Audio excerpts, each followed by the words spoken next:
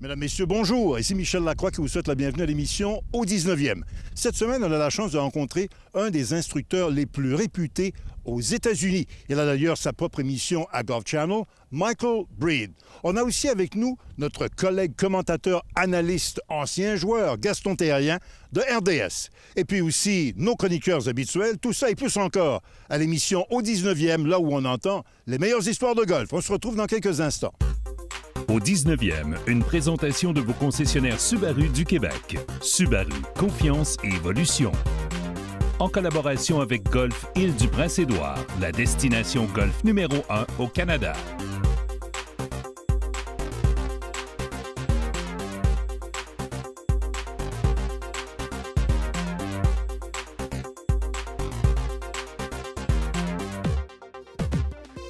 La rencontre de la semaine est une présentation du club de golf Atlantide. Plongez dans le monde de l'Atlantide.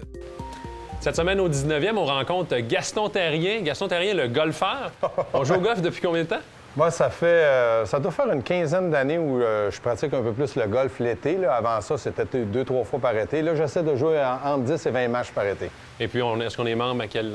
Je suis membre à Vallée du Richelieu. Okay. Très beau terrain avec Patrice Fortier, qui est le directeur général, avec Marc Labrec, Alain Crête. On essaie de se rencontrer là puis de faire... de temps en temps, de bons matchs, de temps en temps, quelques petites gageures. Est-ce qu'on est compétitif comme on l'était sur la glace? Ou... Bien, compétitif. Moi, je voudrais bien être compétitif, mais j'ai pas le talent des Alain Chantelois qui joue très bien, ou même Stéphane Langdo qui joue bien aussi. Mais j'essaie d'être compétitif, surtout lorsque pour le départ, là, de frapper une bonne balle. Après ça, on me reproche toujours de ne pas me concentrer ou de ne pas être peut-être un peu plus... je dirais compétitif pour terminer, mais le golf, pour moi, c'est une détente. J'aime rire, j'aime m'amuser. Donc, avec une bonne compagnie, puis quand il fait beau, malheureusement, aujourd'hui, il fait pas beau, mais j'adore jouer au golf. Et puis, côté pratique, est-ce qu'on essaie de peaufiner l'élan une fois de temps en temps ou on a déjà relégué? Bien, j'ai plein de personnes qui me disent, Gaston, si tu voudrais, on pourrait te donner un cours ou deux, ça te replacerait, tu serais meilleur. Mais j'ai peur d'être meilleur. Fait que j'aime mieux rester comme je suis. J'accepte les conseils lorsque je joue avec de bons joueurs de golf. Puis Alain Chantelois là, est très bon. Souvent, va me conseiller, place-toi comme ça. Mais sinon, là, surtout pour m'amuser et me détendre. Et puis, côté, si on parle un peu plus de ton élan de golf, tu dirais plus élan naturel ou technicien? Alors, je te dirais que j'ai un élan comme je joue au hockey. Moi, j'ai gagné ma vie avec mon lancer frappé. Donc, j'essaie au golf de frapper à balle le plus loin possible. Des fois, pas toujours où je veux, mais... j'ai un élan là, comme au hockey, c'est-à-dire j'essaie d'entrer dans la balle avec un maximum de force. Un maximum de puissance. Oui. Donc, on s'installe au-dessus de la balle. Si on veut faire un bon élan, on fait juste penser à accélérer le plus possible ou on a certains éléments auxquels on pense quand on est au-dessus de la balle? Placer les pieds. Au début, je faisais pas attention à les pieds, donc la direction était souvent à droite, à gauche. J'essaie aussi d'avoir un élan, là, de ne pas trop descendre rapidement, de ne pas trop lever rapidement. Et j'essaie aussi de garder la tête sur la balle. Je pense que ça, c'est le plus gros défaut de tous les golfeurs, là, c'est qu'on lève la tête parce qu'on veut voir la balle où on va aller avant.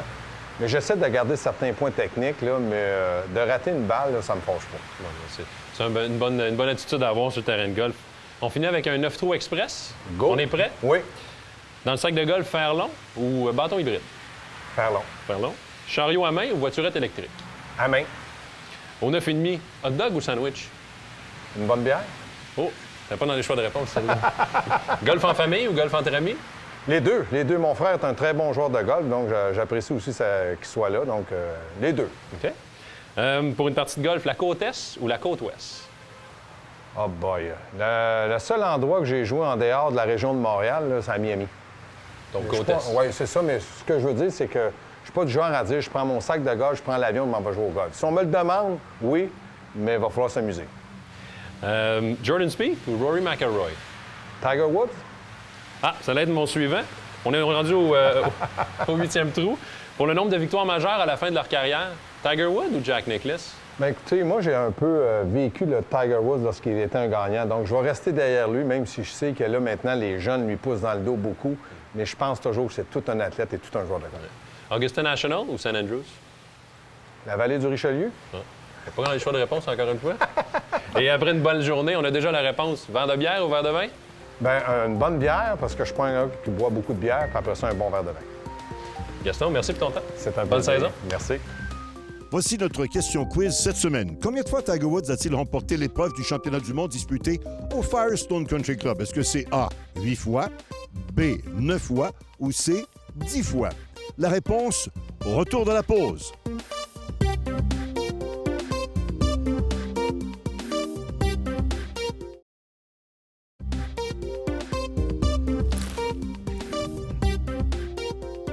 La bonne réponse, A, 8 fois.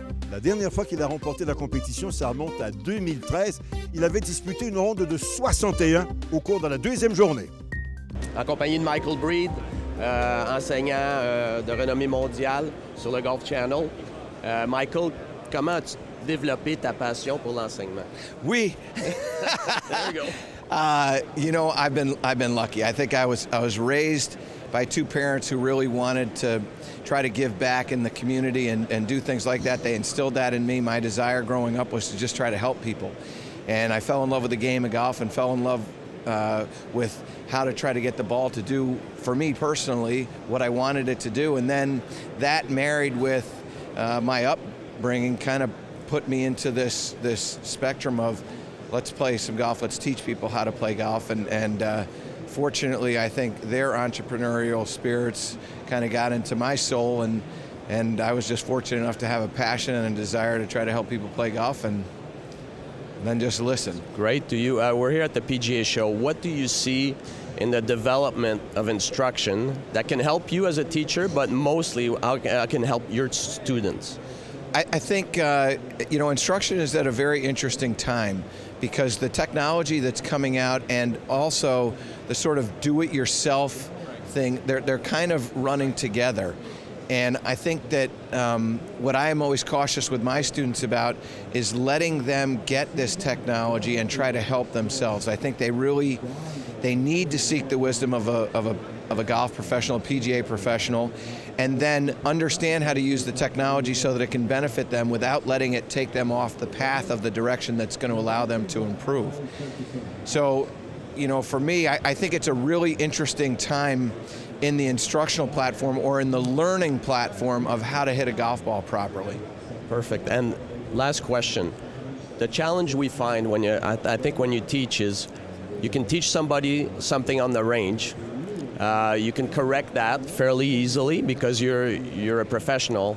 How do you get your students to acquire the movement or whatever you've taught them to get them to play better on the golf course? One of the things that I'll do with my students, and I think it's very important for your viewers to understand, is golf is a game for a lifetime. It's not for a game for a moment. And I think what happens to people is when they learn the skill that they have to do to improve, they think that once they've learned it, they've acquired it. And that the learning is one thing and the acquiring is a completely different thing. And I think what people need to understand is once you acquire the skill, you have to develop the skill, and then you have to develop the skill in different conditions. So you have to evaluate yourself, can I do this skill on a golf course? And then if I can do it on the golf course, can I do it in the golf course in competition? And then if I can do it in competition, can I do it on a Sunday of competition or in the finals of the club championship in competition? So I think there's levels of acquiring the skill. And what I do with my students is I don't let them nor teach them a different skill until I feel like they have acquired that skill. And that's where I think that people rush these things and they end up getting too many thoughts in their brain, and they're trying to think about 3 things in their backswing and 6 things in their downswing, and they're thinking if they don't do all 9 of those things that the ball's not going to go where they want it to go. So for me, I think it's one thing to learn the skill, I think it's another thing to acquire the skill, and then you have to be able to be effective with that skill in these different arenas. Perfect. Michael, thank you for your time. Have a good season. Oui. Thanks. Merci. Thanks. Yeah. Thanks. Very good. Cette chronique équipement est une présentation de Golf Town. Golf Town, tout pour le golf. On fait le tour des nouveautés du côté des fers droits cette semaine. Et Pierre, depuis le 1er janvier dernier, il est interdit d'appuyer la poignée, d'ancrer la poignée de son fer droit sur soi. Alors, pour ceux et celles qui recherchent une alternative, qu'est-ce qu'on a de nouveau en 2016? Mais ce qui est intéressant, c'est que de plus en plus de modèles sont offerts avec ou sans système de contrepoids dans la poignée. Au niveau de la tête, ping retourne dans le temps. Ça fait 50 ans que le modèle Answer a vu le jour et pour faire une réplique parfaite, les ingénieurs ont fait un scan 3D des modèles originaux. On a donc 2 modèles au goût du jour, les fers droits Answer et Answer 2, auxquels on a ajouté la technologie True Roll. Maintenant, chez TaylorMade, on a la série OS. Exact. OS pour Oversize ou surdimensionné. On mise sur la stabilité. 3 modèles sont plus volumineux que les anciens fers droits TaylorMade. On utilise le rouge pour que le contraste et l'alignement soient plus faciles pour l'œil. Pour ce qui est des modèles OS-CB, CB pour Counterbalance, on propose les mêmes modèles, mais encore plus volumineux et avec un système de contrepoids dans la poignée pour augmenter le moment d'inertie du fer droit. Les très réputés fers droits Scott et Cameron ont subi de légères modifications. Oui, les têtes classiques possèdent maintenant une plaque en acier inoxydable qui va jusque sous la semelle. Selon les ingénieurs, ça améliore le son et les sensations. Pour ce qui est des têtes surdimensionnées, on a les Newport M1 et Newport M2. L'insert est en aluminium, un alliage plus léger dans le but de positionner le poids en périphérie et ainsi maximiser le moment d'inertie. Chez Nike, la technologie Counterflex est toujours d'actualité. On a un poids de 75 grammes à l'intérieur de la poignée et que vous pouvez placer à la hauteur que vous voulez sur une tige interne de 15 pouces. Pierre, chez Odyssey, maintenant, on s'est adapté à la demande. Oui, l'année dernière, on avait la technologie Fusion ARX, qui est un grillage mince en acier inoxydable installé sur la technologie de la face White Hot. Le problème, c'est que les professionnels trouvaient que le toucher était trop ferme avec un son trop métallique. Les ingénieurs se sont retournés et ont fait ce même grillage ovale à partir d'un matériel qui ressemble beaucoup plus à la technologie White Hot en termes de souplesse. Donc, on a la même qualité de roulement, mais avec un son plus doux. Tout à fait. Merci pour ces informations, Pierre. Merci. On se voit la semaine prochaine et on reste à la hauteur du gazon parce qu'on parle de souliers.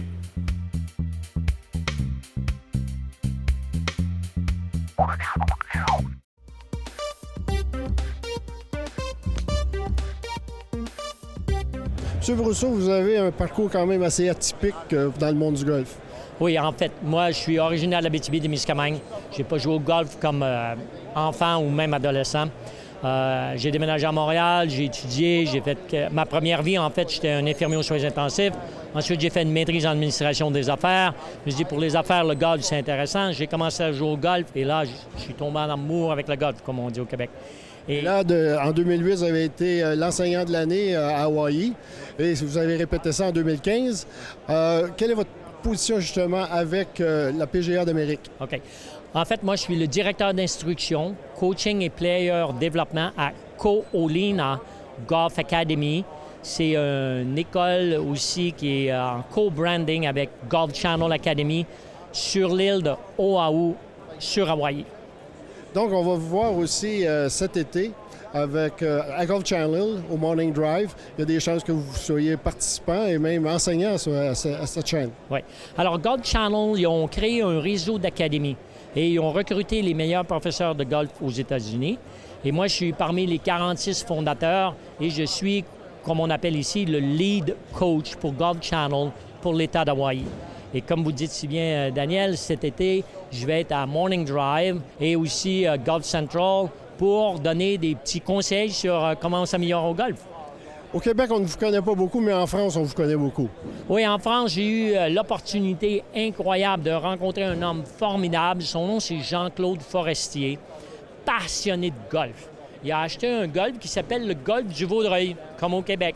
Et il voulait créer une école de petits jeux. Alors, j'ai créé l'école, le contenu, le dessin de l'école. Et en France, on est reconnu comme la référence pour le petit jeu en France.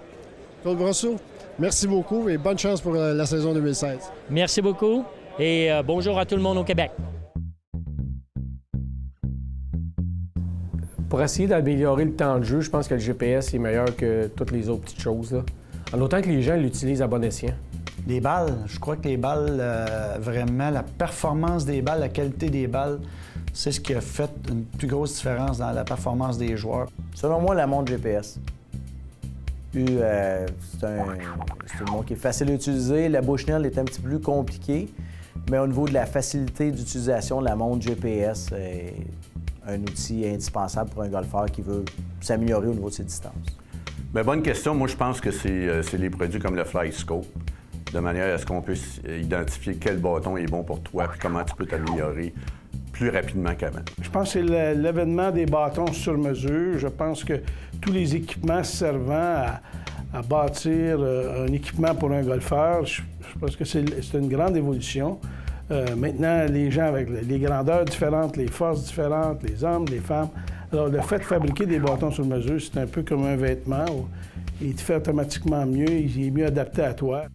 Au terrain d'exercice vous est présenté par Cobra Puma Golf. Frapper un coup parfaitement droit à partir de l'allée, c'est gratifiant. Par contre, contourner habilement un obstacle pour se remettre en jeu ou pour même atteindre le vert, ça donne un petit quelque chose de plus. Je vais vous donner quelques notions qui vont vous permettre de comprendre et de créer des effets. Pour réussir, vous devez combiner et contrôler deux axes. L'alignement de votre corps désigne la direction que votre balle prendra au départ et l'alignement de la face de votre bâton désigne votre cible. Plus la différence sera grande entre les deux directions, plus la courbe sera prononcée. L'aspect technique le plus important et qui est le plus difficile à maîtriser pour les amateurs, c'est qu'une fois que l'on est bien aligné, il faut s'élancer dans cette direction. Je crois que l'erreur provient plutôt d'une mauvaise association mentale, comme si on avait la balle entre les mains.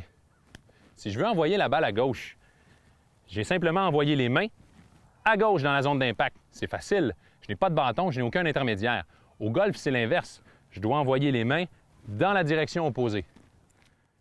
Donc, pour créer un effet vers la gauche, je dois aligner mon corps à droite et m'élancer dans cette direction. La combinaison de la face de mon bâton et de mon nouveau plan d'élan va créer l'effet voulu. Même chose si je veux créer un effet vers la droite. Je vais aligner encore une fois la face de mon bâton à ma cible et aligner mon corps vers la gauche. L'important, c'est d'oublier ma cible et de m'élancer selon l'alignement de mon corps. Le meilleur exercice pour pratiquer les effets est très simple et vous avez besoin de 2 tiges. Commencez par des petits mouvements de coup d'approche et balancez le bâton dans la direction de la tige, tout en gardant la face de votre bâton parallèle avec la deuxième tige qui est placée devant. Frappez des balles et progressivement ajoutez de la vitesse. Vous constaterez que la balle décolle toujours dans la même direction, mais que plus la vitesse augmente, plus l'effet est prononcé.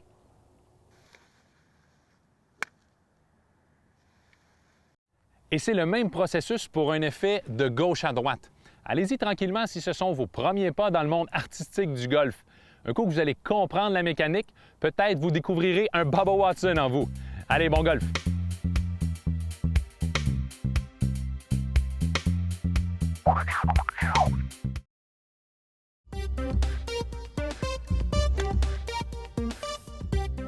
Troisième et dernière chronique à propos de la vitesse de jeu. Aujourd'hui, on va vous donner quelques trucs pour optimiser la vitesse de votre groupe lorsque vous êtes sur les verts. Par quoi on commence, Steve?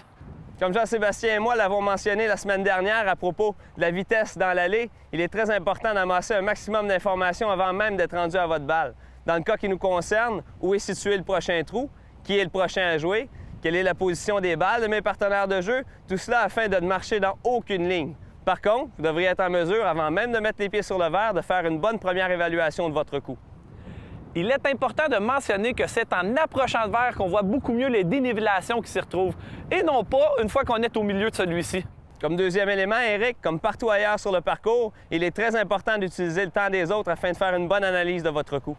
De cette façon, il ne vous reste plus qu'à positionner votre balle, exécuter votre coup. De cette manière, vous n'allez pas retarder le jeu inutilement. Et un dernier conseil facile, si vous êtes le premier à terminer le trou, ramassez donc le drapeau et les objets autour s'il y en a, c'est une attention qui fait toujours plaisir. Pour terminer la saison en beauté, l'équipe d'au 19e a pris la route afin de vous présenter 3 destinations golf idéales pour vos vacances d'été. On commence aujourd'hui avec le club de golf Lac-Saint-Jean.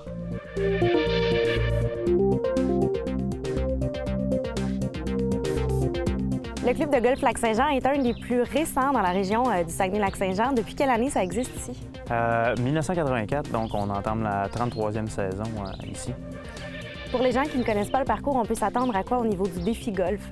Un parcours, on pourrait dire, diversifié, donc un beau mélange de trous étroits, de trous larges, on retrouve des lacs, on retrouve du bois en masse aussi, donc il y a un mix, donc on se sent quand même jamais en train de jouer le même trou, donc il y a une belle variance à ce niveau-là. Donc ici, chaque trou se trouve à être très isolé, donc très rarement on se trouve à croiser d'autres golfeurs, ce qui donne un certain cachet aussi au parcours.